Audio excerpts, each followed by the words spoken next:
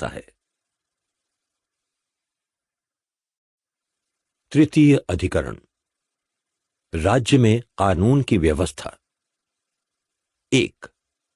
व्यवहार की स्थापना और विवाद लेखन। धर्मश्च व्यवहारश्च चरित्रम राजशासनम विवादार्थ चतुष्पाद पश्चिम पूर्व बाधका। विवाद संबंधी कानून के 4 चरण हैं जिनसे विवाद का निर्णय किया जा सकता है। धर्म अर्थात धर्मशास्त्रों की व्यवस्था, व्यवहार अर्थात साक्ष्य, चरित्र अर्थात सज्जनों का आचरण तथा राजशासन अर्थात राजा से प्रचारित आज्ञाएं। इसमें जो पीछे हैं वो पूर्व से अधिक बलवान हैं। 3 धर्मस्थ अर्थात न्यायाधीश तथा 3 अमात्य जनपद तथा नगरों में व्यवहार अर्थात अभियोग संबंधी लेखों को सुनने की व्यवस्था करें। छुपाकर घर के भीतर तथा एकांत में किए गए व्यवहार संबंधी लेखों को प्रमाणित नहीं माना जाता। दूसरों को साक्षी रखकर किए गए व्यवहार ही कानून के अनुसार वैध समझे जाते हैं। अप्राप्त व्यवहार अर्थात नाबालिग, अतीत व्यवहार अर्थात अतिवृद्ध मनुष्यों द्वारा किए हुए एवं सधवा तथा पुत्रवती स्त्री, उन्मत्त, व्यसनी एवं सन्यासियों द्वारा किए गए व्यवहार अवैध माने जाते हैं। जब किसी न्यायाधीश के सम्मुख कोई अभियोग आए तो वो वादी प्रतिवादी के नाम, जाति, गोत्र, देश, ग्राम, उनके साक्षी, विवाद का विषय इत्यादि सब अपने निवेश पत्र अर्थात मिसल में लिख ले और अंत में उन पर अच्छी तरह विचार करे और सत्य असत्य का सूक्ष्म विश्लेषण करके अपने निष्पक्ष निर्णय देने की व्यवस्था करे। पराजित पुरुष को देय धन का 5वां भाग राज्य को दंड रूप में देना पड़ेगा। अभियोक्ता अर्थात वादी से जब कुछ पूछा जाए और वो उस दिन उत्तर ना दे तो उसको पराजित समझना चाहिए, क्योंकि वो सोच विचार कर दावा करता है। परंतु अभियुक्त अर्थात प्रतिवादी दूसरे दिन भी उत्तर दे सकता है, क्योंकि वो प्रश्नों का उत्तर पूर्व में ही कैसे सोच सकता है। उसको उत्तर अर्थात जवाब दावा देने के लिए 3 दिन या 7 दिन का अवकाश दिया जा सकता है। यदि अभियोक्ता झूठा सिद्ध हो जाए तो उसे अभियुक्त का किया हुआ सारा व्यय देना पड़ेगा।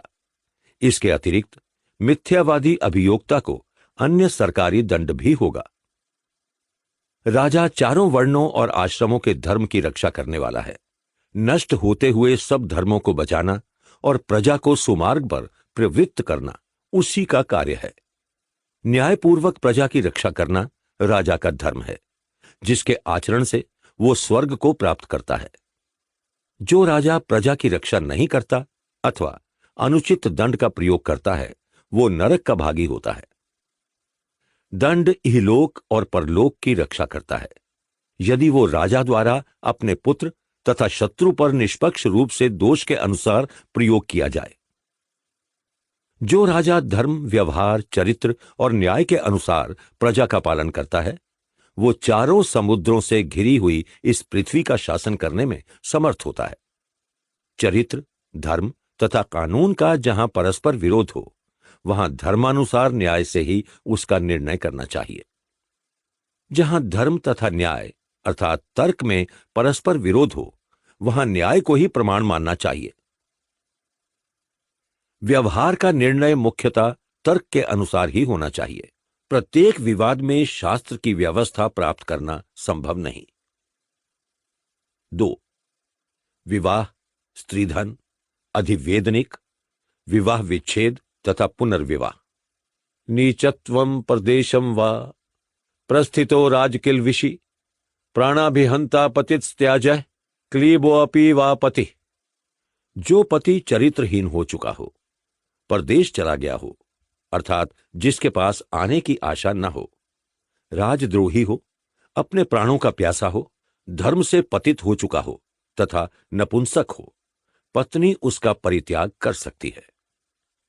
संसार के सारे व्यवहारों का आरंभ विवाह के बाद होता है।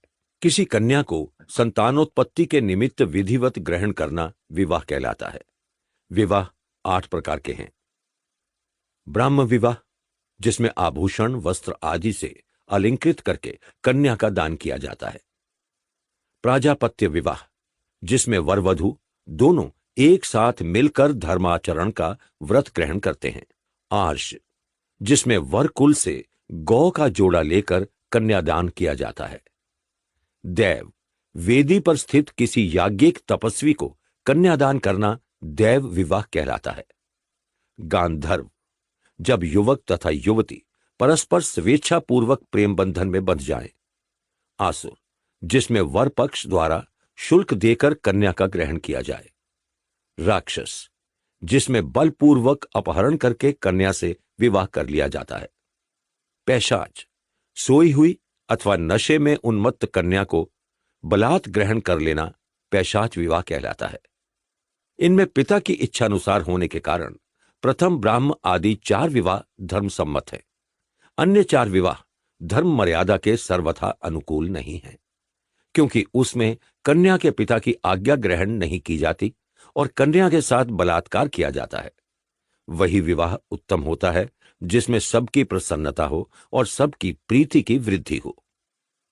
कन्या को विवाह के बाद जो धन जीविका के लिए प्राप्त होता है और जो वस्त्र आभूषण आदि दिए जाते हैं, वो स्त्री धन कहलाता है। 2 सहस्र मुद्रा से कुछ अधिक कन्या को वृत्ति रूप में दिया जाना चाहिए, जिससे वो पति के विदेश चले जाने पर अपना, अपने पुत्र, पुत्रवधू आदि का पालन पोषण कर सके। कन्या को विवाह के समय आभूषण कितनी भी मात्रा में दिया जा सकता है। साधारणतया पति स्त्री धन का व्यय नहीं कर सकता। केवल कुटुंब पर आई हुई विपत्ति, व्याधि, दुर्भिक्ष, भय अथवा धर्म कार्य में ही पति इसका प्रयोग कर सकता है। यदि पति पत्नी के विवाह के अनंतर 2 बच्चे उत्पन्न हो चुके हों और धार्मिक विवाह हुए 3 वर्ष व्यतीत हो चुके हों, तब दोनों परस्पर सहमति से स्त्री धन को व्यय कर सकते हैं। गांधर्व तथा असुर विधि से विवाह होने पर पति को स्त्री धन लेने का सर्वथा अधिकार नहीं। यदि वो ले तो ब्याज सहित उसे वापस करे। राक्षस तथा पैशाच विधि से विवाहित पति यदि स्त्री धन को व्यय कर डाले तो उसे चोरी का दंड देना कानून सम्मत है। पति के मरने के बाद जो स्त्री धर्मानुसार जीवन व्यतीत करना चाहे और पुनर्विवाह का विचार न करे, तो उसे स्त्रीधन अर्थात नकद रुपया, आभूषण पूरा प्राप्त होना चाहिए। यदि स्त्रीधन को लेने के बाद वो विवाह करने का निश्चय करे, तो उसे सारा स्त्रीधन ब्याज सहित वापस करना होगा। यदि कोई स्त्री अपने श्वसुर की इच्छा के विरुद्ध विवाह करना चाहती है, तो श्वसुर और पति के दिए हुए धन को वापस लेने का उसका अधिकार नहीं। पुनर्विवाह करने वाली स्त्री अपने पति का दाय भाग भी प्राप्त नहीं कर सकती। वो तभी उसे प्राप्त कर सकती है जब वो पति का स्मरण करती हुई धैर्यपूर्वक शेष जीवन व्यतीत करे। यदि कोई पुत्रवती विधवा पुनर्विवाह करना चाहे, उसे भी स्त्रीधन प्राप्त नहीं हो सकता, क्योंकि उस धन के अधिकारी उसके पुत्र हैं। पुत्रहीन विधवा पतिव्रत धर्म का पालन करती हुई किसी पूज्य संबंधी के पास रहकर अपने स्त्रीधन का आयु पर्यंत भोग कर सकती है। आपातकाल के लिए ही तो स्त्रीधन होता है। विधवा की मृत्यु के बाद स्त्रीधन उत्तराधिकारियों को प्राप्त होता है। पति के जीवित रहने पर यदि स्त्री मर जाए, तो सर्वप्रथम उत्तराधिकार पुत्रियों का होता है, फिर पुत्रों का। यदि कोई संतान न हो, तो उस धन का अधिकारी पति होता है। यदि किसी स्त्री को संतान न होती हो, तो पति 8 वर्ष प्रतीक्षा करे। यदि किसी की संतान सदा मृत होती हो, तो 10 वर्ष तक, और यदि किसी को कन्या ही कन्या उत्पन्न होती हो, तो 12 वर्ष तक प्रतीक्षा करके पति पुत्राभिलाषा से दूसरा विवाह कर सकता है। इस अवस्था में पति को अपनी पूर्व पत्नी के लिए अधिवेदनिक द्वितीय विवाह के शुल्क रूप में देना होगा। इस प्रकार की वृत्ति देकर पुत्राभिलाषा से वो अनेक पत्नियों से विवाह कर सकता है, क्योंकि स्त्रियां तो संतान उत्पत्ति का साधन मात्र हैं। अनेक स्त्रियों में एक साथ कई स्त्रियों के ऋतुगामी हो जाने पर पति प्रथम विवाहित पत्नी के साथ पहले समागम करे। वो किसी भी स्त्री के ऋतुकाल की अवहेलना न करे। जो स्त्री पुत्रवती हो, वंध्या हो बिंदु अर्थात मृत पुत्र उत्पादन करने वाली हो अथवा रजोहीन हो, यदि वो संभोग की इच्छा ना करे तो पति उसका संसर्ग ना करे। पूर्व पत्नी को आधि वेदनिक देकर ही पुत्रोत्पत्ति की लालसा से पति अन्य स्त्री से विवाह तथा संभोग कर सकता है। जो स्त्री पति से पृथक कर दी जाए, पति उसे आवश्यक भोजन तथा वस्त्र अर्थात गुजारा देगा। ये गुजारा पति की आमदनी के अनुसार कम या अधिक होगा। आधिवेदनिक प्राप्त होने की अवस्था में परित्यक्ता पत्नी उतनी मात्रा में कम गुजारा प्राप्त करेगी। यदि वो श्वसुर कुल में किसी संबंधी के पास रहेगी या सर्वथा स्वतंत्र होकर रहेगी, तब पति पर भरण पोषण देने का अभियोग नहीं किया जा सकेगा। जो स्त्री स्वेच्छाचारिणी, दुराचारिणी अथवा राजद्रोहिणी हो गई हो, उसका न स्त्रीधन, न आधिवेदनिक और न शुल्क धन पर कोई अधिकार रहेगा। सदाचार पूर्वक पतिव्रत धर्म पालन करने वाली स्त्रियों को ही स्वत्व ग्रहण करने का अधिकार है। जो स्त्री दुराचार के मार्ग पर प्रवृत्त हो, पति उसे सदाचार के मार्ग पर लाने का प्रयत्न करे। पति नंगी, लूली, लंगड़ी, मामरी आदि अपशब्दों का कभी प्रयोग न करे। यदि स्त्री नम्रतापूर्वक शिक्षा देने पर भी अपने आचरण का सुधार न करे, तो पति बांस की पतली लकड़ी या रस्सी से उसकी पीठ पर 3 बार प्रहार करे। यदि पति पत्नी में द्वेष बढ़ता जाए और एक दूसरे से जीवन का भय उत्पन्न हो जाए, तो दोनों परस्पर सहमति से विवाह बंधन से मुक्त हो सकते हैं। यदि स्त्री भर्ता से द्वेष करती है परंतु पति उसको छोड़ना ही नहीं चाहता, तो इस दशा में स्त्री को छुटकारा नहीं दिया जा सकता।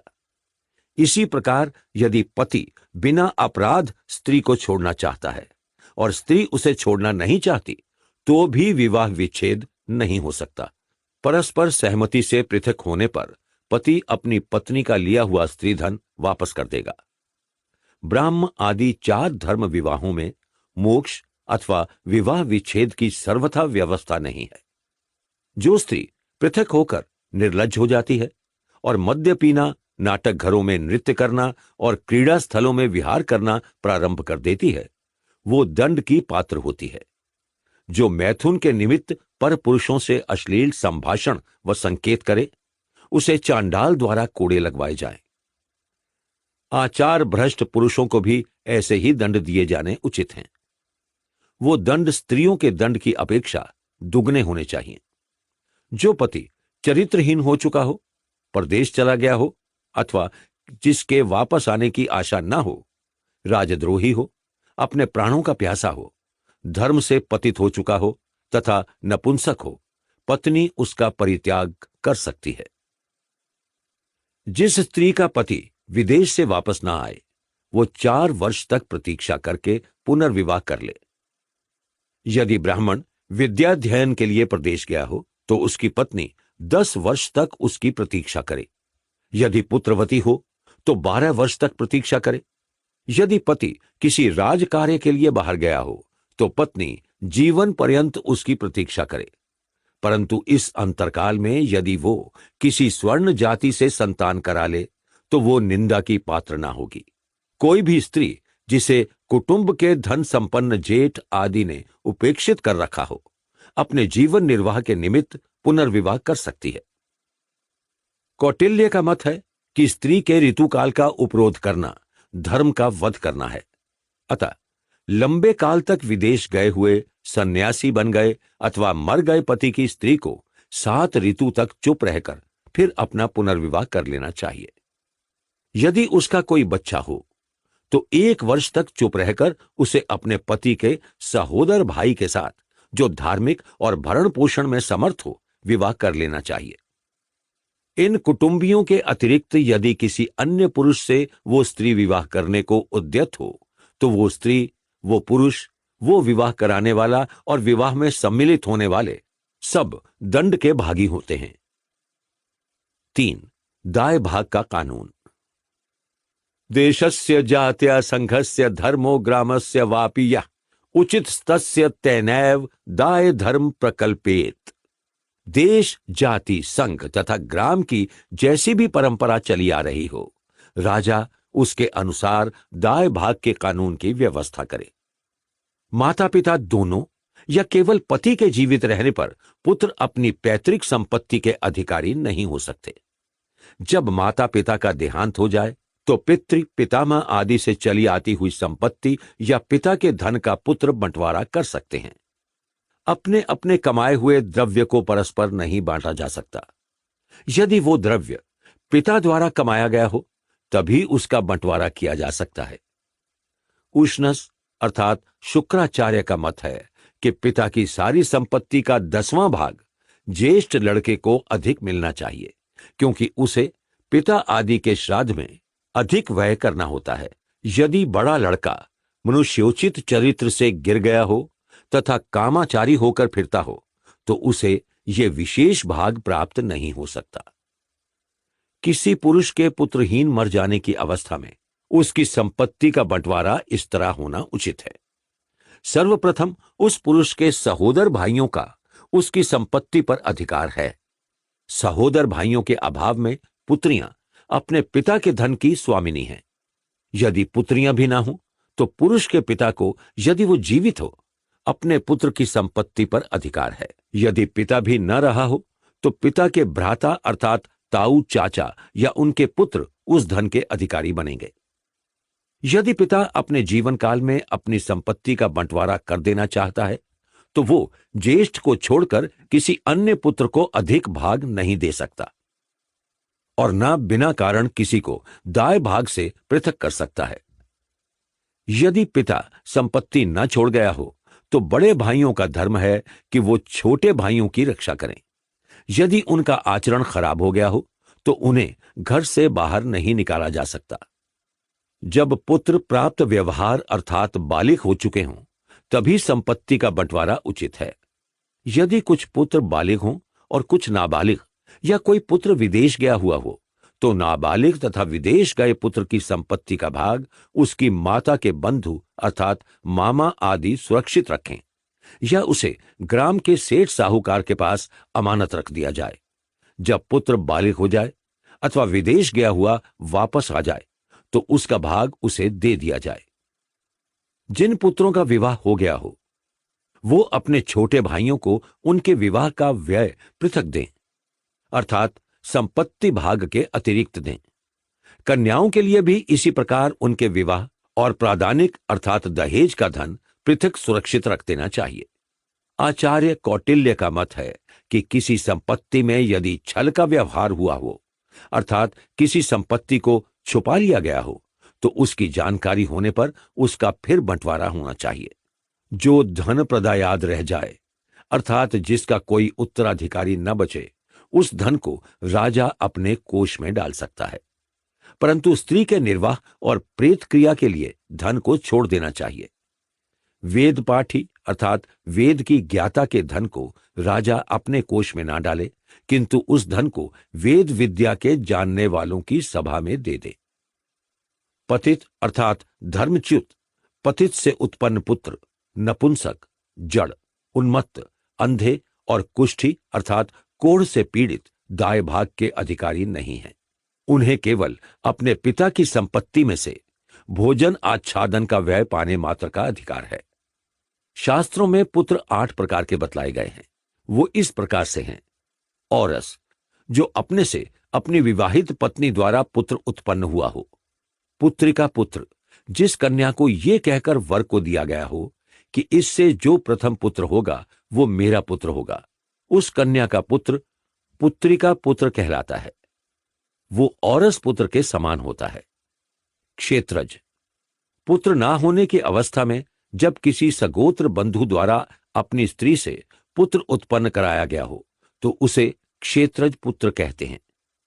कुछ आचार्यों का मत है कि अन्य के क्षेत्र अर्थात स्त्री में डाले हुए बीज का अधिपति क्षेत्री अर्थात उसका पति ही होता है।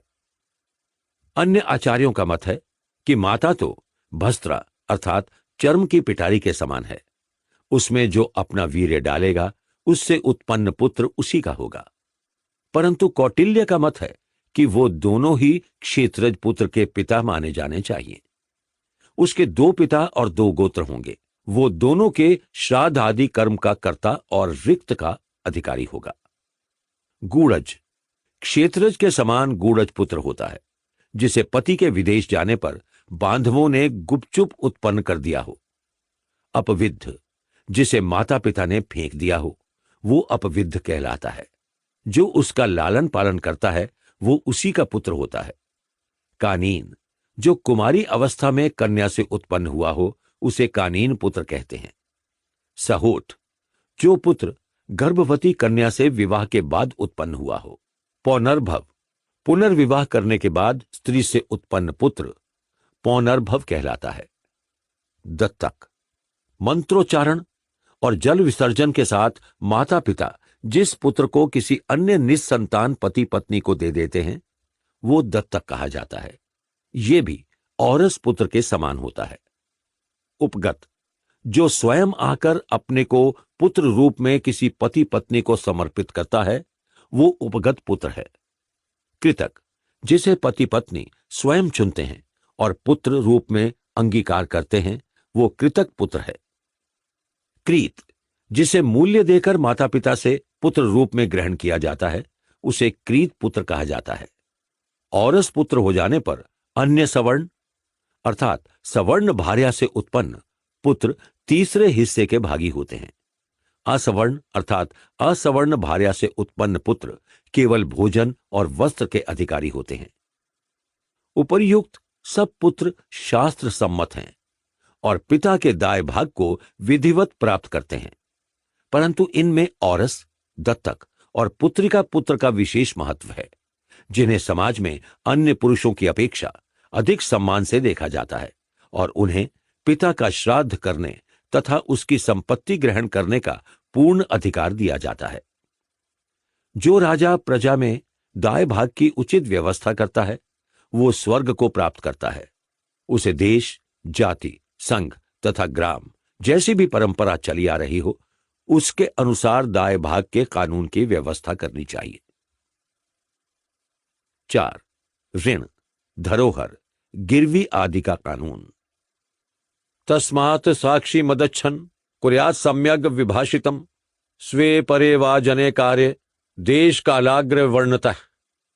इसलिए जितने भी काम करे अर्थात ऋण लेना देना, धरोहर रखना इत्यादि, वो साक्षियों के सम्मुख करे, छुपा कर ना करे।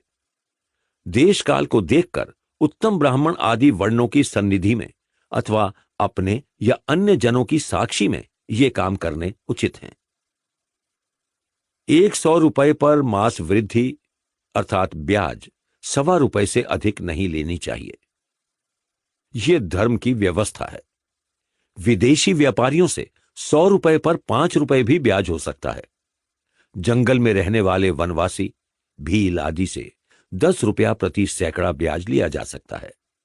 समुद्र मार्ग से व्यापार करने वालों से प्रतिशत 20 रुपए तक भी ब्याज लेना अनुचित नहीं, क्योंकि उनसे मूलधन नष्ट होने की भी आशंका रहती है।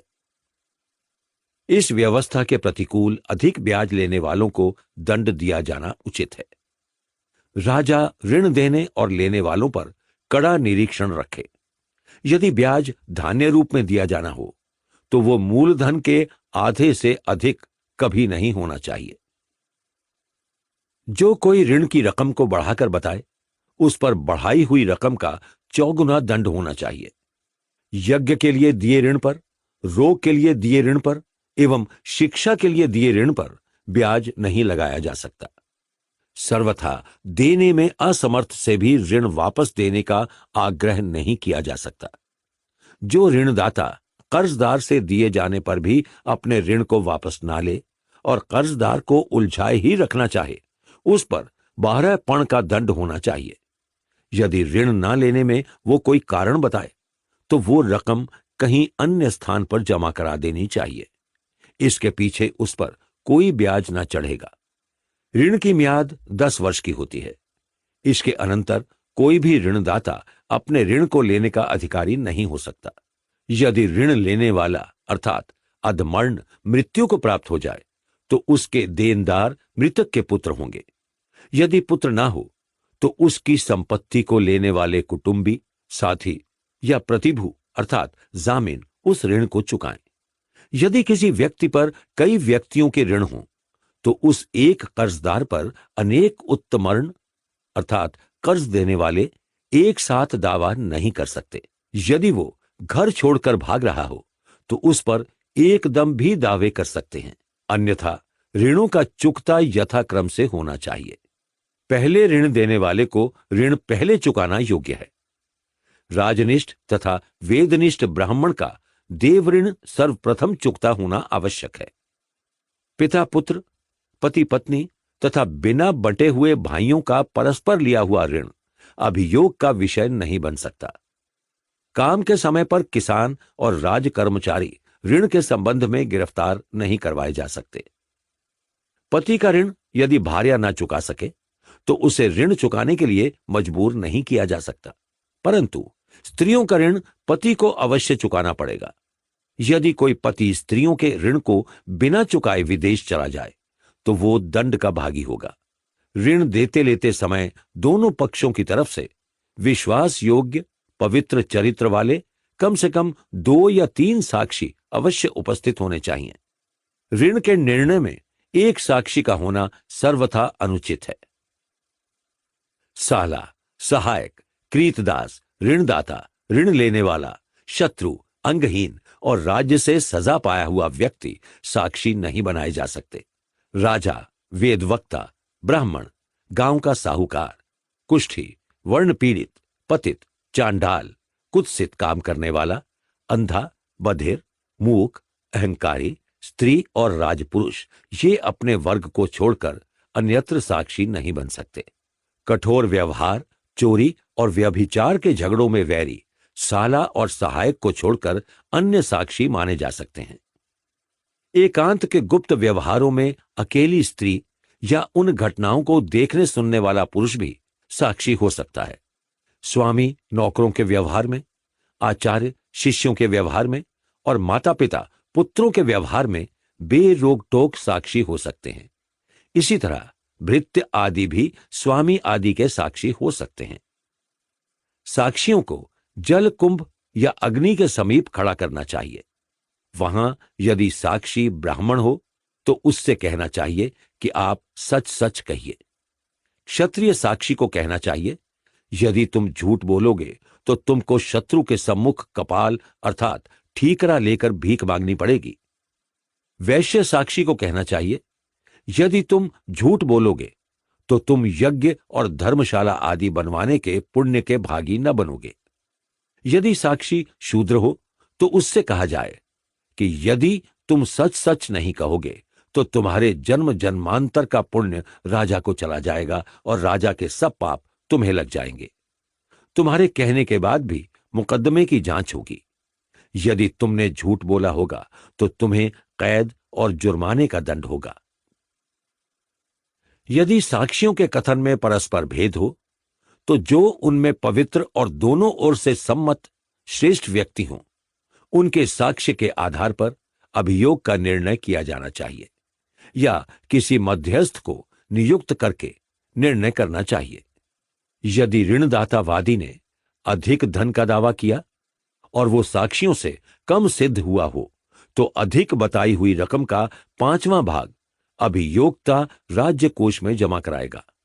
यदि साक्षियों द्वारा धन अधिक प्रमाणित हो, तो वो धन भी सरकारी खजाने में दाखिल किया जाएगा। दोनों पक्षों को वो साक्षी उपस्थित करने चाहिए जो जहां तक हो सके घटना स्थल के समीप स्थान के हों तथा घटना के समय वहां विद्यमान हों। जो साक्षी उपस्थित न होना चाहे, उन्हें न्यायाधीश अपनी आज्ञा पर उपस्थित कराए। ऋण के नियमों के अनुसार ही उपनिधि अर्थात मुहर लगाकर रखी हुई बंद धरोहर के भी नियम समझने चाहिए। शत्रु के आक्रमण हो जाने पर, राष्ट्र में विप्लव मच जाने पर, चोरों लुटेरों द्वारा गांव के घिर जाने पर, गांव में आग लग जाने पर या पानी की बाढ़ आ जाने पर, नाव के डूब जाने पर, सारे माल की चोरी हो जाने पर, यदि धरोहर रखने वाला बचकर स्वयं निकल गया हो परंतु धरोहर की रक्षा न कर सका हो, तो वो अपराधी नहीं है। उसे धरोहर वापस देने के लिए बाध्य नहीं किया जा सकता। यदि कोई पुरुष किसी की उपनिधि का व्यवहार में नाश कर दे तो उसे उस धरोहर का पूरा मूल्य देना होगा और उस पर 24 पण दंड भी देना होगा। यदि कोई धरोहर की वस्तु को किसी के पास रख दे, बेच दे या अपव्यय कर डाले तो उसको चतुर्गुण मूल्य देना होगा और उस पर 5 गुना दंड होगा। जो नियम धरोहर की वस्तु के संबंध में है वो ही आधि अर्थात गिरवी रखी वस्तु के संबंध में स्वीकार किए गए हैं। जो गिरवी रखी वस्तु का नाश, भोग अथवा विक्रय कर देगा उसे भी दंड दिया जाएगा। गिरवी रखी वस्तु व्यापार के काम में लाई जा सकती है, उस पर ब्याज आदि लिया जा सकता है। गिरवी के आभूषण को तोड़ा नहीं जा सकता और न उसमें कोई परिवर्तन किया जा सकता है। जब रुपया ब्याज सहित चुका दिया गया हो तो गिरवी की वस्तु ऋण लेने वाले को वापस कर देनी चाहिए। जो साहूकार शुद्ध रूप में गिरवी को वापस नहीं करता उसे हानि के अनुसार क्षतिपूर्ति करनी पड़ेगी। बिना आधिपाल अर्थात गिरवी के मामलों की देखरेख करने वाले अधिकारी की आज्ञा से गिरवी से व्यापार करने वाला साहूकार अपने सारे लाभ से तथा दिए हुए ऋण से भी वंचित किया जा सकेगा। यदि किसी स्थावर संपत्ति अर्थात भूमि, मकान आदि को गिरवी रूप में रखा जाए तो उसे उपेक्षा द्वारा मूल्य में कम नहीं होने दिया जाएगा। साहूकार को ऋण चुका देने पर वो संपत्ति शुद्ध रूप में स्वामी को वापस करनी होगी। यदि कोई अन्य की धरोहर को अन्य को दे दे तो उसका नुकसान देने वाला भोगेगा। यदि धरोहर लेने वाला धरोहर से ही इनकार कर दे तो धरोहर रखने वाले की सामाजिक स्थिति और चरित्र से उसका निर्णय किया जाएगा। धरोहर दबा लेने वाले साहूकार को चोरी का दंड दिया जाएगा। ऋण, धरोहर, गिरवी आदि का सब कार्य उत्तम वर्ण के साक्षियों के सम्मुख ही किया जाएगा, जिससे विवाद उपस्थित होने पर साक्षियों की सहायता से न्यायपूर्वक निर्णय किया जा सके। जो राजा आदान प्रदान की शुद्ध व्यवस्था राज्य में स्थापित करता है वो सर्वप्रिय होता है। जिस राज्य में व्यवहार की शुद्धता नहीं वो शीघ्र नष्ट हो जाता है। 5. दास, कर्मकर, उनके वेतन आदि का कानून। कर्म करे यथा संभाषितम वेतनम लभेत, कर्म कालानुरूप संभाषित वेतन, कर्षकः सस्यानाम, गोपालकः सर्पिषाम, वैदेहक पुण्यानाम आत्मना, व्यवहर्तानाम देश भागम संभाषित वेतनो लभेत। कर्मकर अर्थात मजदूर जो वेतन निश्चित हुआ हो ग्रहण करे। यदि वेतन पहले निश्चित ना हुआ हो तो मजदूर अपने किए हुए कर्म तथा लगाए हुए समय के अनुसार वेतन प्राप्त करे। कृषक अनाज में, ग्वाला धृत में और व्यापारी वस्तुओं में 10वां भाग वेतन रूप में ग्रहण कर सकता है। दासों से भी कृषि, गोपालन, वाणिज्य आदि का कार्य कराया जा सकता है जिन्हें वेतन प्राप्त नहीं होता, परंतु इन दासों से अनुचित व्यवहार तथा अत्याचार करना धर्मसम्मत नहीं। दास आर्य जाति के प्राणभूत हैं, इनसे सेवा का कार्य लेना जाति के हित के लिए है। मलेच्छ लोग और उनकी संतान दासता के लिए कार्य करते हैं। वो बेचे अथवा गिरवी भी रखे जा सकते हैं, परंतु आर्य जाति के लोग कभी दास नहीं बनाए जा सकते। जो कोई अप्राप्त व्यवहार अर्थात नाबालिग दास को बेचेगा वो दंडनीय होगा। जो आर्य जाति के बच्चों को दास बनाकर बेचेगा उसे वध दंड भी दिया जा सकता है। जो किसी दास से मुर्दा, विष्ठा, मूत्र और जूठन उठवाएगा वो भी दंड का पात्र होगा। जो स्वामी नंगा नहाते समय दासी को उपस्थित रखेगा अथवा उस पर बलात्कार करेगा उसका दासी पर स्वामित्व समाप्त हो जाएगा और वो स्वाधीन हो जाएगी। जो स्वामी धाय, सेविका तथा अन्य गृहदासियों से दुराचार करने की चेष्टा करेगा उससे वो दासियां स्वतंत्रता प्राप्त कर लेंगी और सदा के लिए मुक्त हो जाएंगी। उन्हें अपनी मुक्ति के लिए कोई हर्जाना भी न देना होगा। इसके विपरीत स्वामी इन दासियों को हर्जाना देगा और उससे दुगुना दंड रूप में राजकोष में देना होगा। यदि कोई आर्य अपने को दास रूप में बेचने के लिए विवश हो जाए वो अपना मूल्य चुकाकर स्वामी से किसी भी समय स्वतंत्र हो सकता है। ऐसा आर्य दास स्वामी के कार्य के अतिरिक्त किसी काम को करके धन जोड़ सकता है और अपने पिता के धन का भी भागी रह सकता है। यदि कोई आर्य युद्ध में दास बनाया गया हो, वो भी विजेता को अपनी स्थिति के अनुसार धन देकर मुक्त हो सकता है। जो स्वामी हर्जाना प्राप्त करने पर भी दास को मुक्त नहीं करता, वो दंड का पात्र होता है।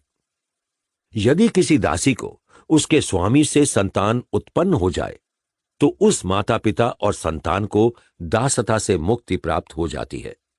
यदि वो दासी घर बसाकर कुटुंब में रहना चाहती हो तो उसके माता पिता भाई बहन को भी मुक्ति प्राप्त हो जाएगी। यदि वेतन लेकर कर्म कर कार्य करें तो उनके स्वामी के साथ किए हुए निश्चय को पड़ोसी ज्ञात कर लें। कर्म कर अर्थात मजदूर को स्वामी से वही वेतन प्राप्त होगा। यदि पहले कोई निश्चय न हुआ होगा तो मजदूर अपने किए हुए काम तथा लगाए हुए समय के अनुसार वेतन प्राप्त करेगा। किसान अनाज का, ग्वाला घी का और व्यापारी पण्य पदार्थों का 10वां भाग वेतन रूप में प्राप्त करेगा। शिल्पी, गायक, वैद्य, कथावाचक, वकील तथा अन्य परिचारकों को उनका पारिश्रमिक प्रचलित दर पर दिया जाएगा या जैसा भी बुद्धिमान लोग निश्चय करें वैसा दिया जाएगा। वेतन संबंधी विवादों का निर्णय साक्षियों की सहायता से किया जाएगा। जो स्वामी अपने कर्मकरों को उचित एवं निश्चित वेतन नहीं देगा वो दंड का पात्र होगा। यदि कोई विपत्तिग्रस्त पुरुष नदी की बाढ़, अग्नि, चोर, सिंह आदि हिंसक जंतुओं से घिरा हुआ अपने सर्वस्व पुत्र, दारा और अपने आप को भी वेतन रूप में अपने रक्षक को देने की प्रतिज्ञा करें, तब जब उनकी रक्षा हो जाए योग्य निर्णायक जिस वेतन का निर्णय करें वही रक्षक को दिया जाएगा, न कि विपत्ति में प्रतिज्ञा किया हुआ वेतन। दुखी पुरुष तो वेतन का उचित निर्णय नहीं कर सकता। सरकारी उद्योगों अर्थात संभूय समुत्थान में जहां अनेक कर्मकर मिलकर काम करते हों, उनमें जो कर्मकार वेतन लेकर भी अच्छी तरह काम नहीं करेगा उसे 12 पर्ण दंड दिया जाएगा। अधिक उपेक्षा करने पर उसे कैद अर्थात संरोध का भी दंड दिया जा सकता है। यदि कर्मकर किसी कठिन कार्य, व्याधि या विपत्ति में फंस गया हो तो वो अवकाश अर्थात छुट्टी लेकर जा सकता है, परंतु उसे अपने स्थान पर कोई अन्य कर्मकर काम पूरा करने के लिए देना होगा। देर से काम पूरा होने पर उसे स्वामी को हर्जाना देना होगा। यदि मजदूर काम पर आकर उपस्थित हो जाए परंतु किसी कारण उसे काम पर न लिया जाए तो भी वो वेतन का अधिकारी है। ये कुछ आचार्यों का मत है, परंतु कौटिल्य का मत है कि काम करने पर ही मजदूरी देनी उचित है। बिना काम कोई वेतन नहीं दिया जा सकता। यदि मालिक थोड़ा काम करवा के सारा काम ना करवाए तो नौकर को सारे दिन का वेतन देना होगा। कर्मकरों के संघ काम पूरा करने की निश्चित अवधि के बाद 7 दिन तक काम पूरा कर देंगे। इससे अधिक समय लगाने पर उन्हें मालिक को हर्जाना देना पड़ेगा। इन संघों के कर्मकर सहकारी उद्योग अर्थात संभूय समुत्थान को समाप्त करके प्राप्त हुए वेतन को परस्पर समान रूप से अथवा जैसे पूर्व निश्चित किया हो बांट लेंगे। यदि कोई कर्मकर स्वस्थ होते हुए भी किसी काम के बीच में से खिसक जाए उसे दंड दिया जाएगा, क्योंकि इस तरह भाग जाने का किसी को अधिकार नहीं। यदि कोई कर्मकर चोरी अर्थात काम चोरी का अपराधी हो उसे पहली बार क्षमा कर दिया जाए, पुनः वही अपराध करने पर उसे संघ से बाहर निकाल देना चाहिए और किए हुए काम का वेतन भी नहीं देना चाहिए। जिसके प्रमाद से संघ का कार्य सर्वथा निष्फल हो जाए ऐसे कर्मकर को जाति बहिष्कृत कर दिया जाए। कृषि कार्यों में भी संभूय समुत्थान द्वारा सहकारी रूप से काम किया जा सकता है। वहां भी कर्मकरों के वेतन आदि की वही व्यवस्था होगी जो अन्य उद्योगों में। संघ के काम करने वाले कर्मकरों को स्वामी से वेतन का निर्णय करने तथा उससे यथा समय वेतन प्राप्त करने में सदा सुविधा रहती है। एकता में बल होने के कारण कर्मकरों के संघ में भी बल अंतर्निहित होता है, जिसकी सहायता से वो अपने हितों की भली भांति रक्षा कर सकते हैं। अतः कर्मकरों को संघ में संगठित होकर ही सदा काम करना चाहिए। चतुर्थ अधिकरण, प्रजा पीड़कों से प्रजा की रक्षा। 1. शिल्पियों से प्रजा की रक्षा। एवं चौरान चौराख्यान वणिक्का रुकुशीलवान भिक्षुकान कुहुकांश्चान्यान वार्येत देश पीड़नात्। साहूकार, शिल्पी, नट, भिक्षुक, इंद्रजालिक आदि चोर न कहलाने वाले वास्तव में चोर होते हैं और अपनी चतुराई से प्रजा को पीड़ित करते हैं। राजा इनसे प्रजा की रक्षा करे। प्रजा को पीड़ित करने वाले लोगों को कंटक कहते हैं। कंटक शोधन अर्थात प्रजा पीड़कों को साफ करना राजा का कर्तव्य है। शिल्पी, साहूकार आदि प्राय अपनी चतुराई से प्रजा को धोखा देते हैं और उसे पीड़ित करते हैं। उनसे प्रजा की रक्षा करना राजा का धर्म है। इस कार्य के लिए राजा प्रदेष्ठा नाम के कंटक शोधन के 3 अधिकारी व अमात्य नियुक्त करे। वो प्रजा पीड़न करने वाले कंटकों से प्रजा की रक्षा करें। जो कारीगर अर्थात कारू व शिल्पी प्रतिज्ञानुसार समय पर वस्तु बनाकर ना दे, उसे 1/4 मजदूरी कम करके दी जाए और उससे दुगुना दंड हो। यदि वो काम को बिगाड़ दे तो उसे कोई मजदूरी ना दी जाए। जुलाहा 10 पल सूत पर 1 पल और सूत ले, क्योंकि 1 पल छीजन जाती है। उससे अधिक छीज जाए तो छीजन से दुगुना दंड हो। जितना सूत का मोल हो उतनी ही बुनने की मजदूरी होती है। रेशमी सूक्ष्म वस्त्रों की बुनाई मूल्य से ड्योढ़ी मानी जाती है। यदि कपड़ा नाप में कम निकले तो जितना नाप में कम हो उतनी मजदूरी काट ली जाए। यदि सूत बदल दिया तो मूल्य से दुगुना दंड दिया जाए।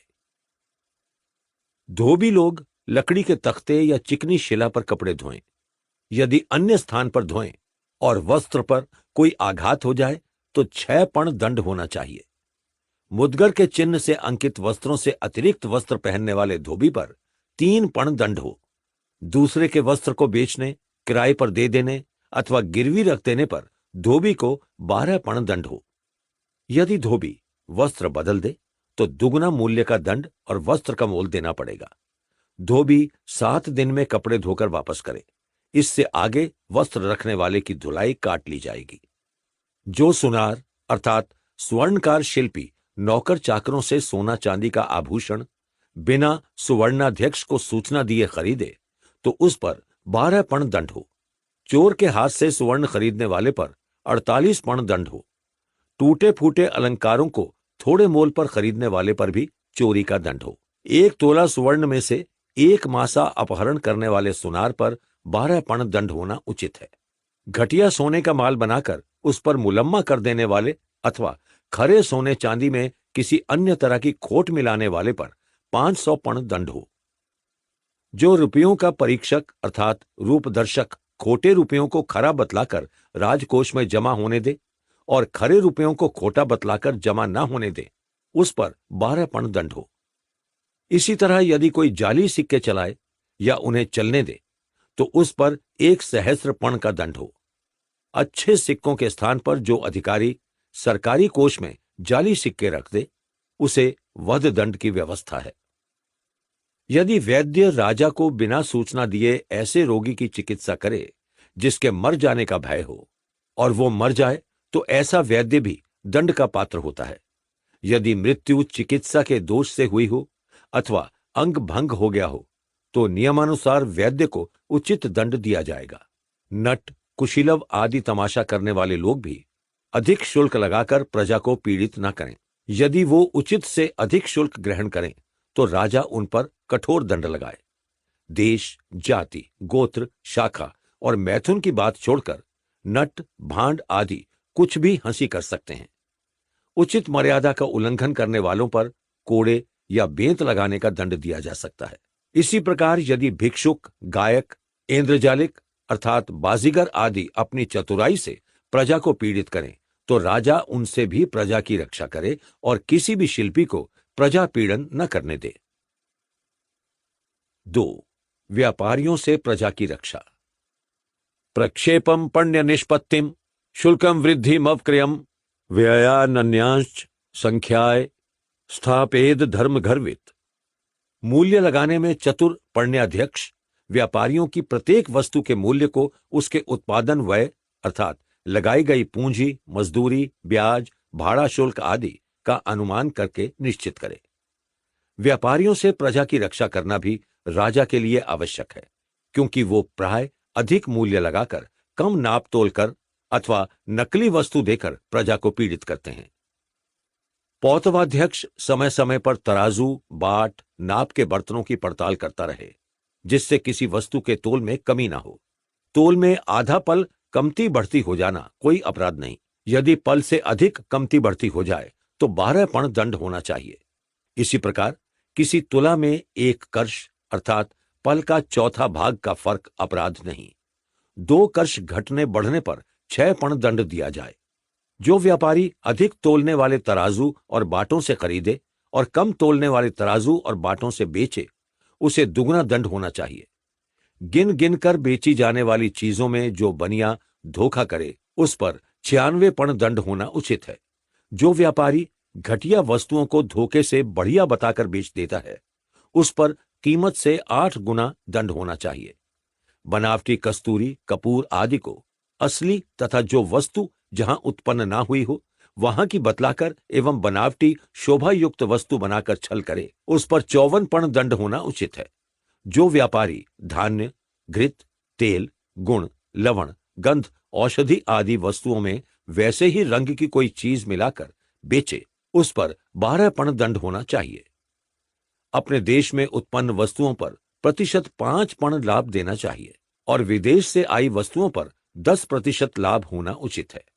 इससे अधिक मूल्य बढ़ाकर खरीदने व बेचने वालों पर 200 पण दंड होना चाहिए। पण्याध्यक्ष प्रत्येक वस्तु के उत्पादन व्यय अर्थात लगाई गई पूंजी, मजदूरी, ब्याज, भाड़ा शुल्क आदि का अनुमान करके उसकी उचित कीमत नियत करे। जो व्यापारी मिलकर किसी माल के बिकने को रोक दें और समय पर भाव से अधिक दाम लेकर बेचें, उन पर सहस्त्र पण दंड होना उचित है।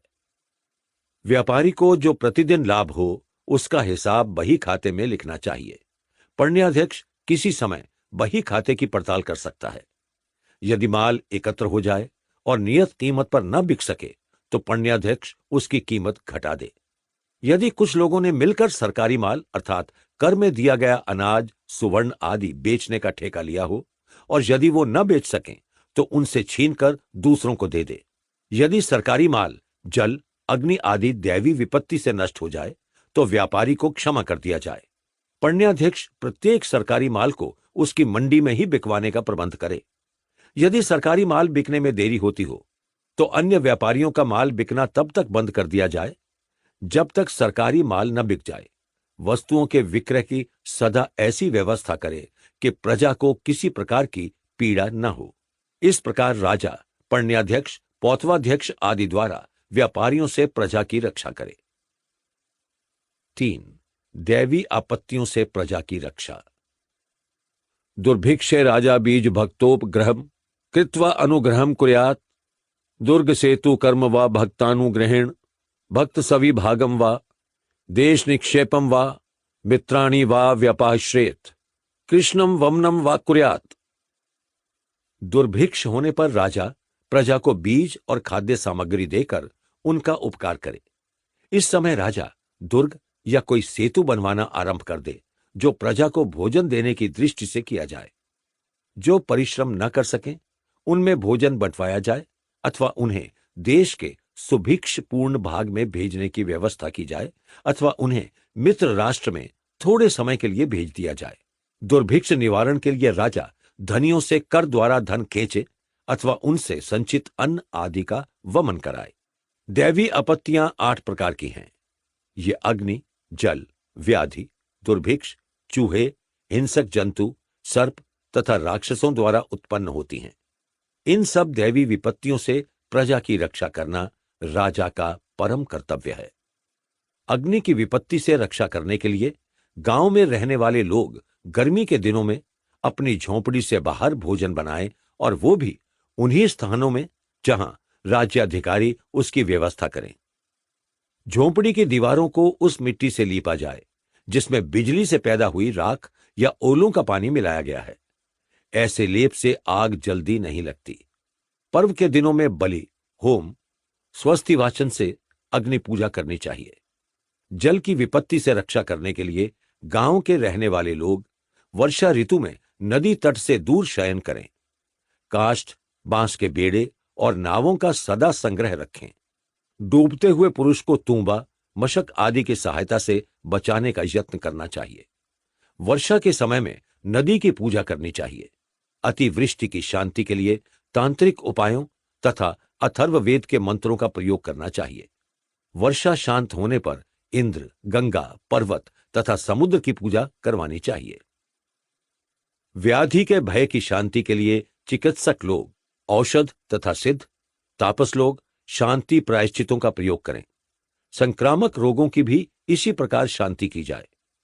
इसी निमित्त तीर्थ स्थान, समुद्र पूजन, गांवों का श्मशान में दोहन, कबंध अर्थात धड़ का जलाना एवं देव पूजा के लिए रात्रि जागरण आदि कराए जाएं। यदि पशुओं में व्याधि अथवा महामारी फैल जाए तो स्थान स्थान पर दीपक दान तथा देव पूजन कराया जाए।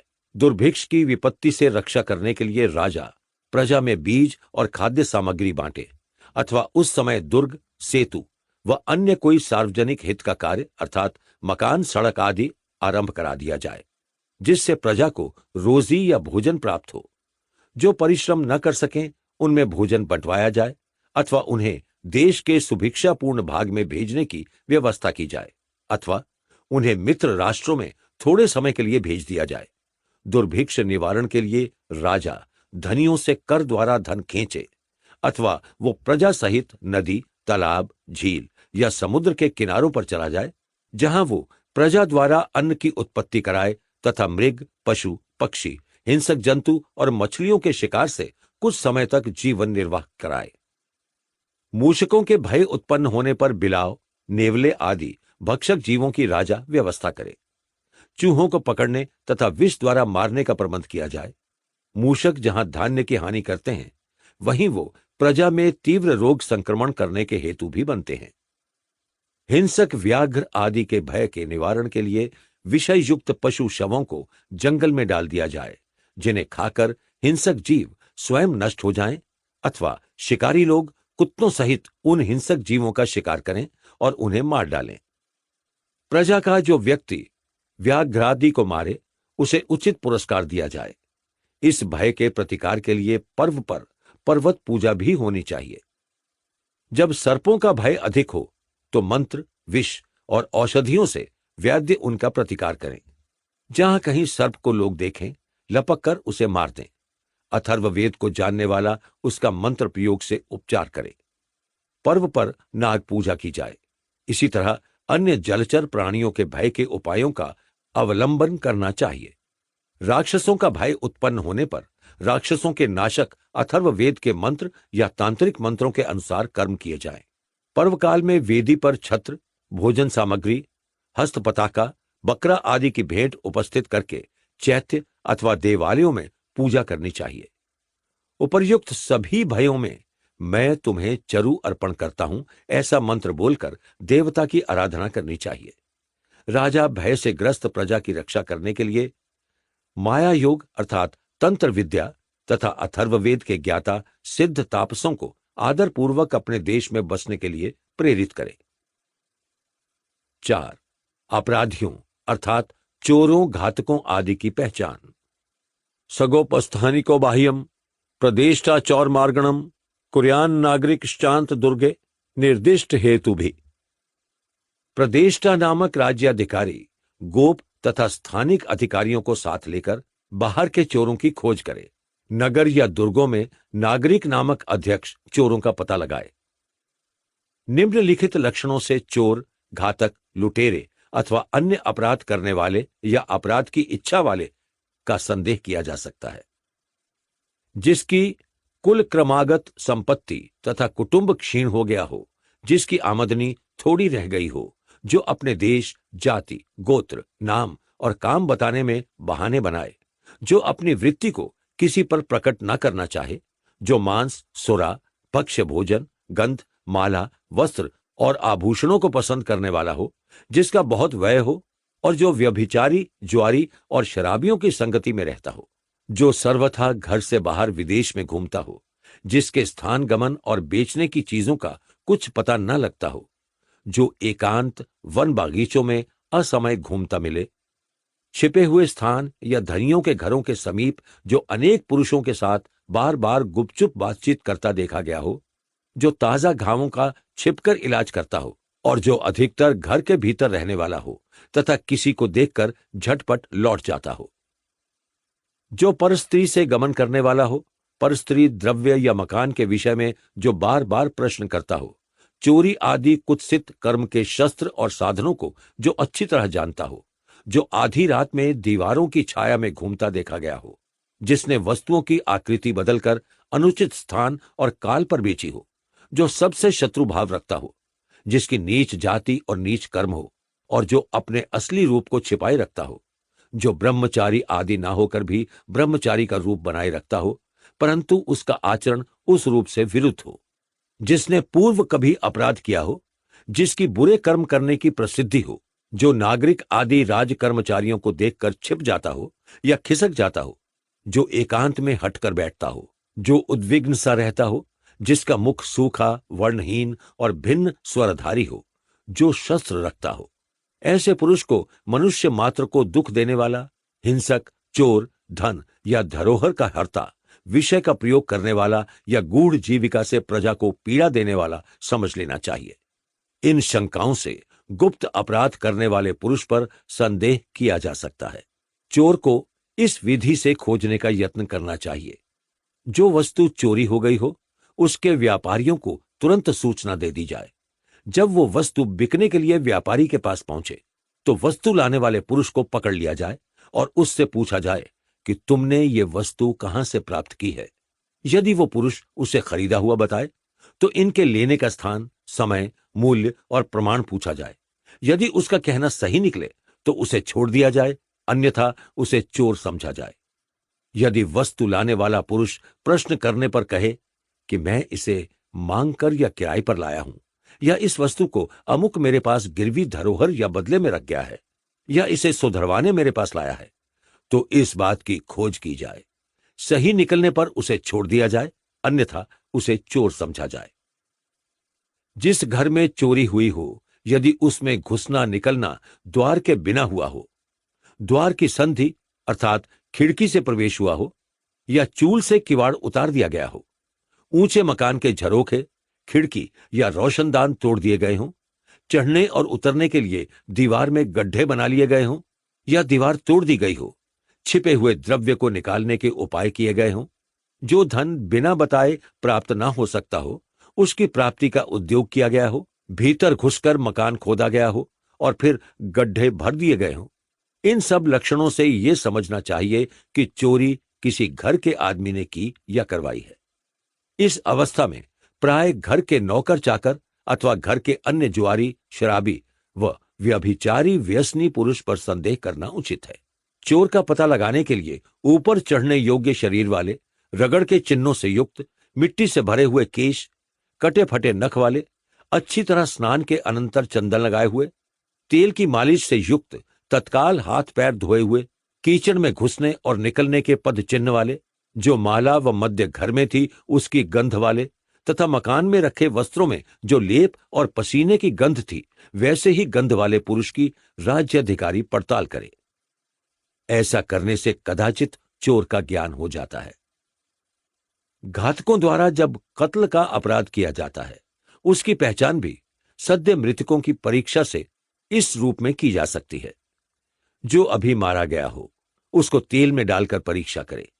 जिसका मलमूत्र निकल गया हो, उसके उदर या त्वचा में वायु भरा हो, जिसके हाथ पैरों पर सूजन हो, जिसकी आंखें फट रही हों, जिसके गले में रस्सी आदि का चिन्ह हो, उस व्यक्ति को रस्सी से गला घोंटकर मारा हुआ समझना चाहिए। यदि ऐसे पुरुष की बाहु और जांघें सिकुड़ी हों, तो उसको फांसी पर लटकाकर मारा हुआ समझना चाहिए। जिसकी गुदा और आंख सिकुड़ गई हो, जीभ दांतों में दबी हो और पेट फूला हो, उसे जल में डुबोकर मारा हुआ जानना चाहिए।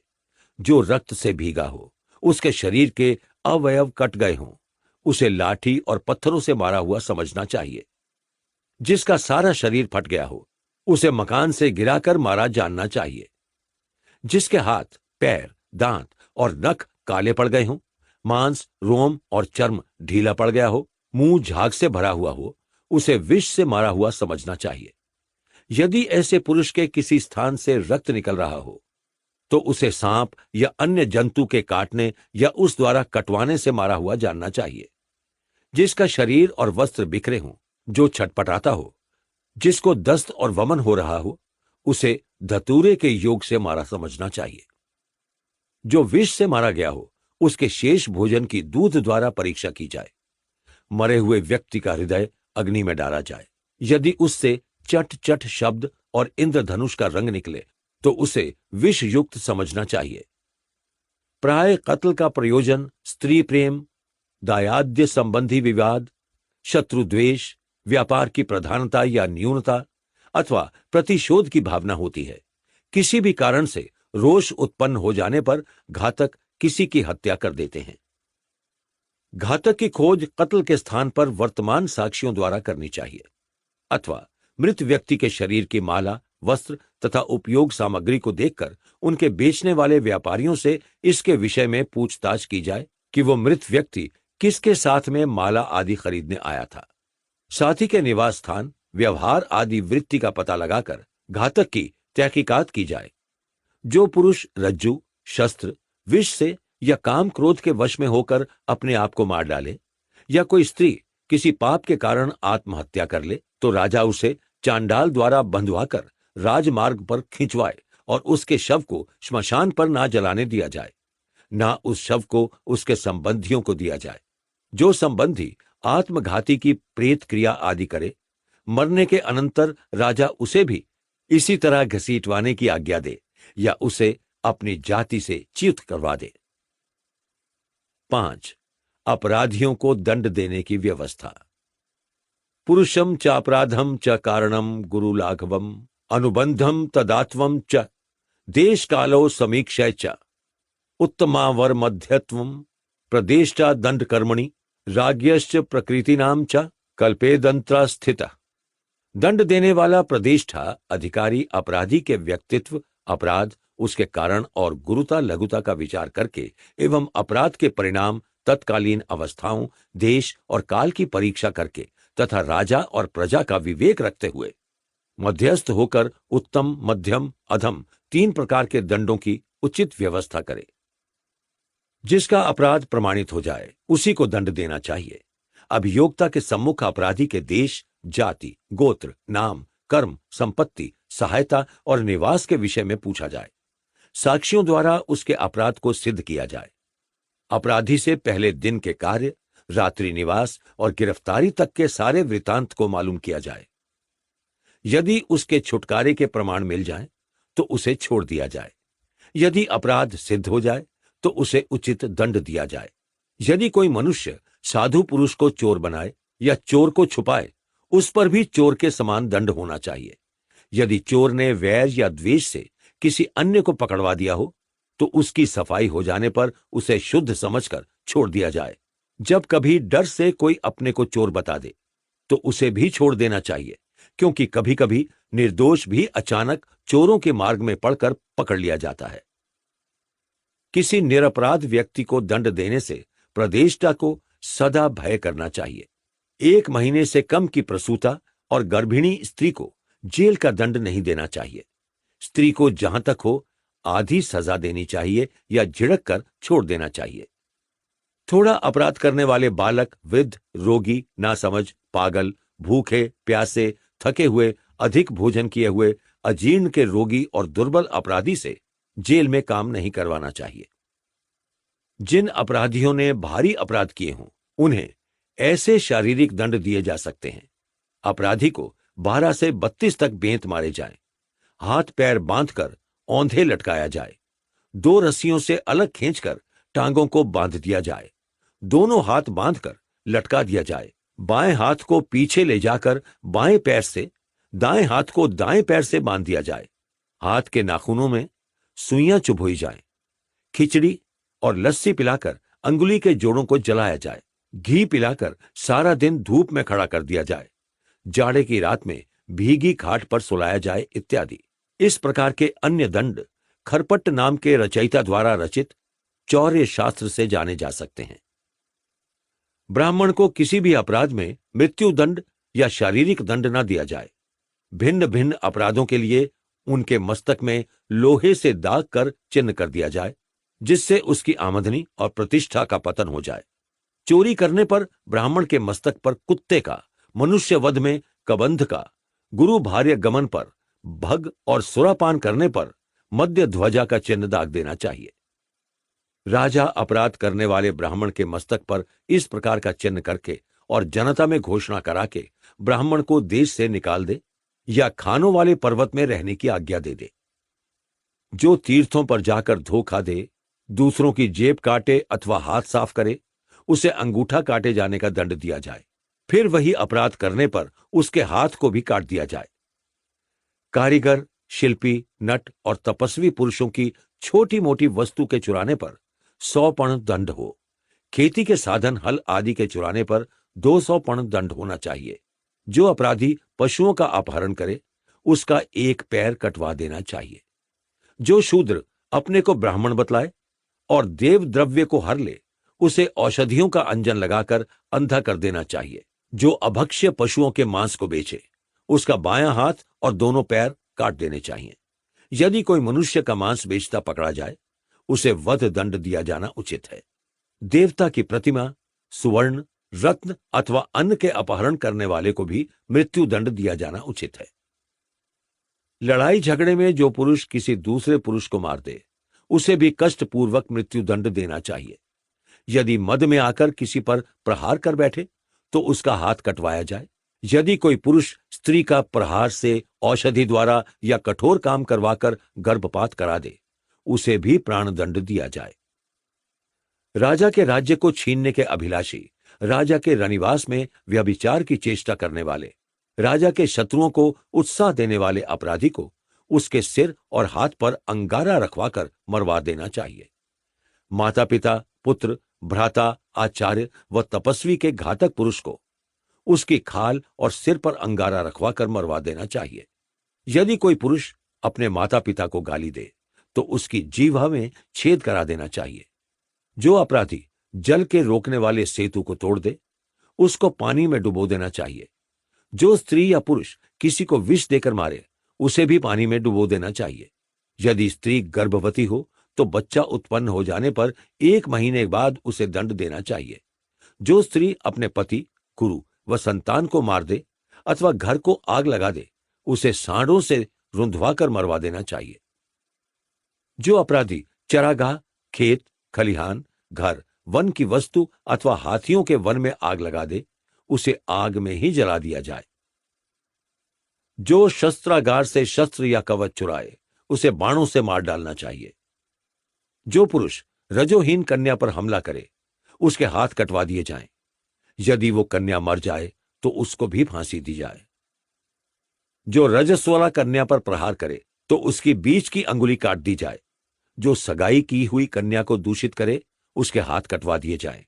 वरण के अनंतर कन्या के 7 ऋतु हो गए हों और किसी कारण से उसका पिता विवाह ना करे, तो पति उसे छीन कर ले जा सकता है। क्योंकि जो पिता अपनी कन्या का ऋतुघात करता है, वो कन्या पर अपना स्वत्व खो देता है। यदि 3 वर्ष तक कन्या के ऋतु आता रहे और पिता उसका विवाह ना करे, तो उसी जाति का कोई भी पुरुष कन्या की इच्छा से उसके साथ संभोग करके उसका पति बन सकता है। यदि 3 वर्ष से अधिक ऋतु होते हो जाएं, तो छोटी स्थिति का वर भी उस कन्या से स्वेच्छा से विवाह कर सकता है, परंतु कन्या के आभूषणों पर उसका अधिकार न होगा। यदि वो पति पिता के दिए हुए उन अलंकारों को ना लौटाएगा, तो उसे चोरी का दंड दिया जाएगा। यदि कन्या और दिखाई गई हो और विवाह दूसरी से कर दिया जाए, तो विवाह कराने वाले पिता पर 100 पण दंड होगा। जो क्षत योनि कन्या को अक्षत योनि बतलाकर विवाह करा दे, उस पर 200 पण दंड होगा। जिस स्त्री का पति विदेश गया हुआ हो और देर तक ना आए, पति का कोई बांधव उस पर चादर डाल सकता है। उसी बांधव के संरक्षण में स्त्री पति के आने की प्रतीक्षा करे। वापस आने पर यदि पति कोई आपत्ति नहीं करता, तो उन दोनों को क्षमा कर दिया जाता है। यदि पति क्षमा न करे, तो स्त्री के नाक कान काट दिए जाए और उस जार को मार दिया जाए। चोर के हाथ से छुड़ाई हुई, नदी के प्रवाह में डूबने से बचाई गई, दुर्भिक्ष अथवा देश विप्लव के समय वन में छोड़ी हुई अथवा मरी समझकर फेंकी हुई स्त्री की जो पुरुष रक्षा करता है, वो उसकी अनुमति द्वारा उससे संभोग कर सकता है। परंतु यदि वो स्त्री जाति में श्रेष्ठ हो, संतान वाली हो और उद्धारक के प्रति काम रहित हो, तो उससे संभोग नहीं किया जा सकता। ऐसी स्त्री को उद्धारकर्ता अपने श्रम का मूल्य लेकर उसके पति को सौंप दे। पंचम अधिकरण, राज्य कर्मचारियों पर नियंत्रण। 1. अयोग्य कर्मचारियों को दंड की व्यवस्था। वर्मत्चरान पूर्वम राजा दंडेन शोधयेत, शोधेयुश्च सद्धास्थे पौरजानपदान दमः। राजा प्रथम अपने कर्मचारियों को दंड द्वारा ठीक चलाए, फिर उचित दंड व्यवस्था द्वारा उन कर्मचारियों की सहायता से देश की जनता का ठीक ठाक अनुशासन करे। राजा को अपने कर्मचारियों पर कठोर नियंत्रण रखना चाहिए। उनके अयोग्य अथवा भ्रष्टाचारी होने पर प्रजा बहुत पीड़ित होती है। इन प्रजा पीड़कों को उचित दंड व्यवस्था द्वारा अनुशासन में रखना नितांत आवश्यक है, तभी प्रजा का हित संपादन संभव हो सकता है। जो कर्मचारी कोष, भंडार और प्रेक्षशाला से कोई वस्तु चुरा ले, उसको शरीर में गोबर और भस्म लपेटकर ढिंढोरे के साथ नगर में घुमाया जाए अथवा सिर मुंडवाकर नगर से बाहर निकाल दिया जाए। जो अध्यक्ष, गांव का मुखिया या अन्य कर्मचारी जाली दस्तावेज अथवा मुहर बनवाए, उसे कारागार में डाल देना चाहिए। जो धर्माध्यक्ष बयान देते हुए पुरुष को फटकारता, धमकाता है, कचहरी से निकाल देता है या रिश्वत खा जाता है अथवा पूछने योग्य बात को नहीं पूछता, नहीं पूछने योग्य को पूछता है, कुछ बात को पूछकर वहीं छोड़ देता है, साक्षी देना सिखाता है, किसी बात को याद दिलवाता या पूर्व बात को पूर्ण कर देता है, तो ऐसे अयोग्य धर्माध्यक्ष को पदच्युत कर देना चाहिए।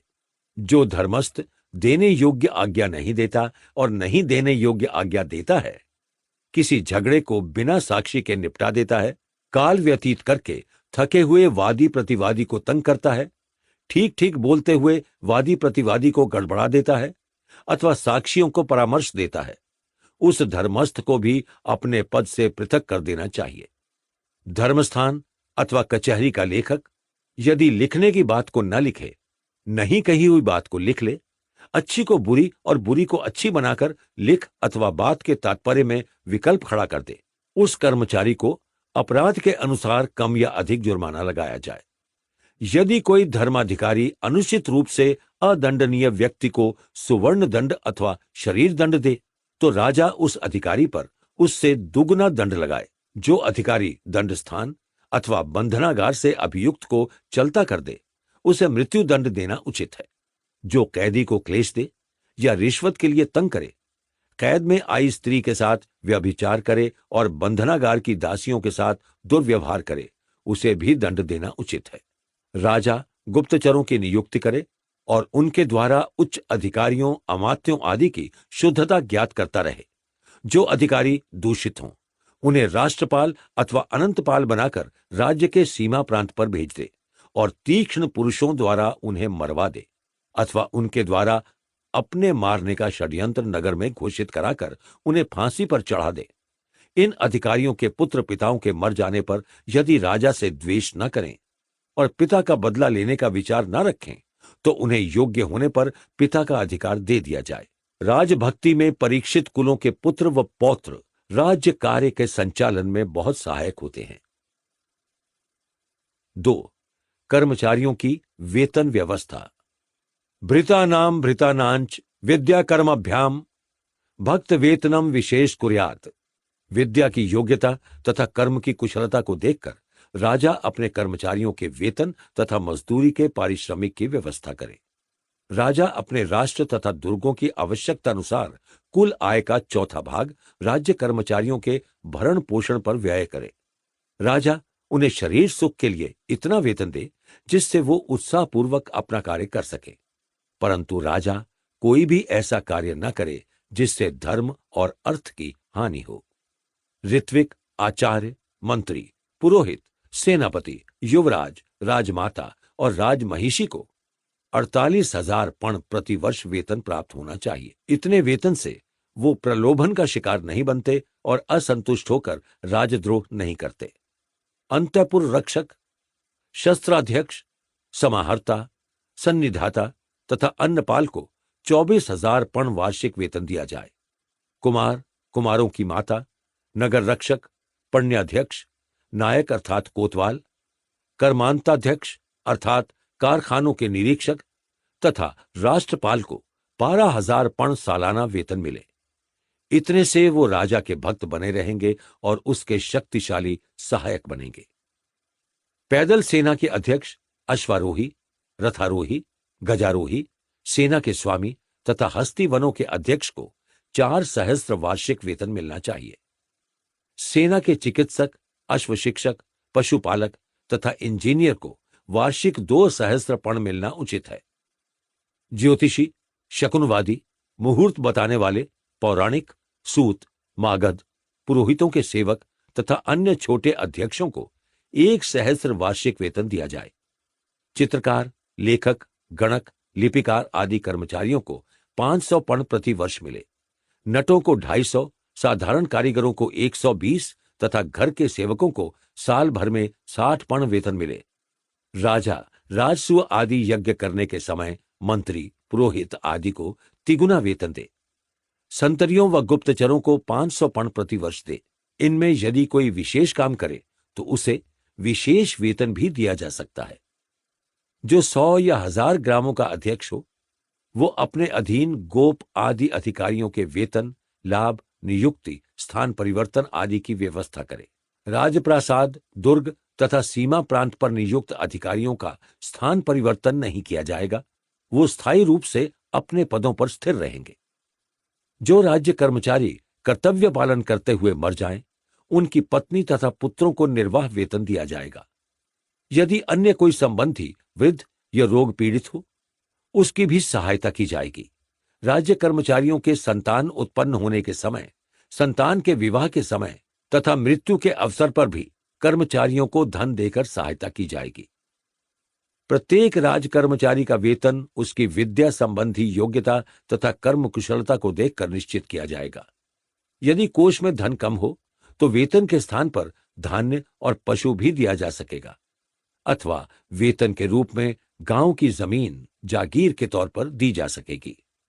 राजा गुरुओं, आचार्यों तथा विद्वानों को उनके निर्वाहार्थ पूजा वेतन नियम पूर्वक भेंट करता रहे। 3. राज कर्मचारियों का कर्तव्य। पृष्ठ है प्रिय हितम ब्रूयात न ब्रूयात हितम प्रियम, अप्रियम व हितम ब्रूयात शृण्वतो अनुमतो मिथः। अमात्य आदि राज कर्मचारी पूछे जाने पर राजा को प्रिय और हितकारी बात कह दे। उसे अहितकारी बात यद्यपि प्रिय हो न कहें, परंतु हितकारी बात यद्यपि अप्रिय हो अवश्य कह दें।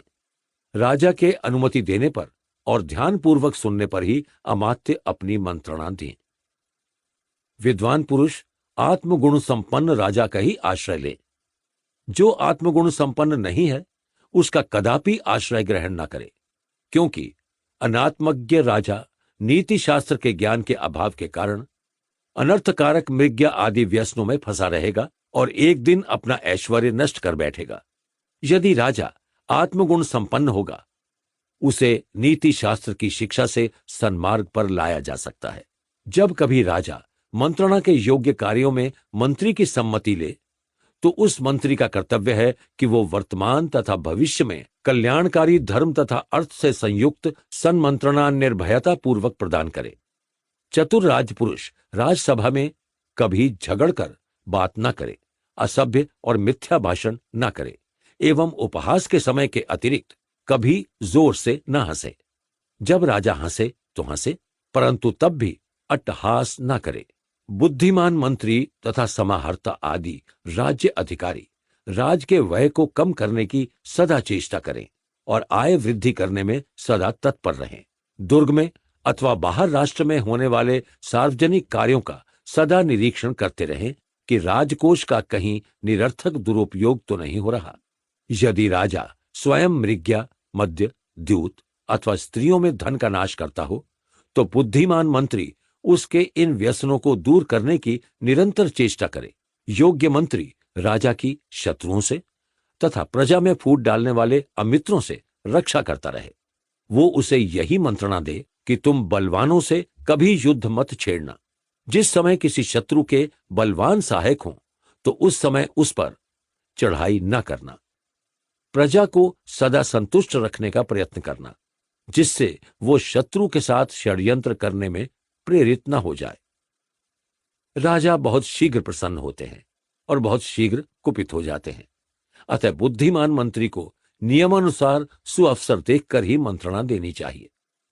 जब राजा बात को ध्यान से सुने, आसन दे, एकांत में मिले, शंका के स्थान में भी शंका ना करे, बातचीत में प्रेम दिखाए, हितकारी बातों को मान जाए, मुस्कुराकर उत्तर दे, हाथ से छुए, प्रशंसा के साथ स्वागत करे, परोक्ष में गुणों का वर्णन करे, भोजन के समय याद करे, उसको साथ लेकर घूमने जाए, कठिनाई के समय उसकी सहायता करे, उसके साथियों का आदर करे, उससे गुप्त बात कह दे इत्यादि, तो समझना चाहिए कि राजा प्रसन्न है। इसके विपरीत यदि वो आंख उठाकर न देखे, ध्यान से न सुने, बोलते हुए रोक दे, आसन न दे, भ्रिकुटी मरोड़ ले, दूसरे के साथ बात करने लगे, अचानक चल दे, अन्य की प्रशंसा करने लगे, भूमि या शरीर खुजलाने लगे, दूसरे को फटकारने या मारने लग जाए, उसकी विद्या, वर्ण और देश की निंदा करे, बिगड़े कार्य का बार बार कथन करे इत्यादि, तो समझना चाहिए कि राजा कुपित है।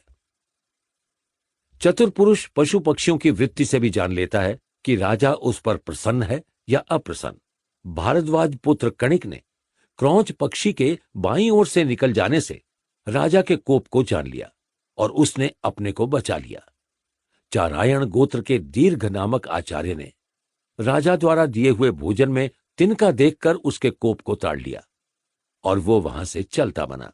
राजा शतानंद के मंत्री किंजल्क ने हाथी के जल सिंचन से राजकोप को तोड़ लिया और वो भाग गया।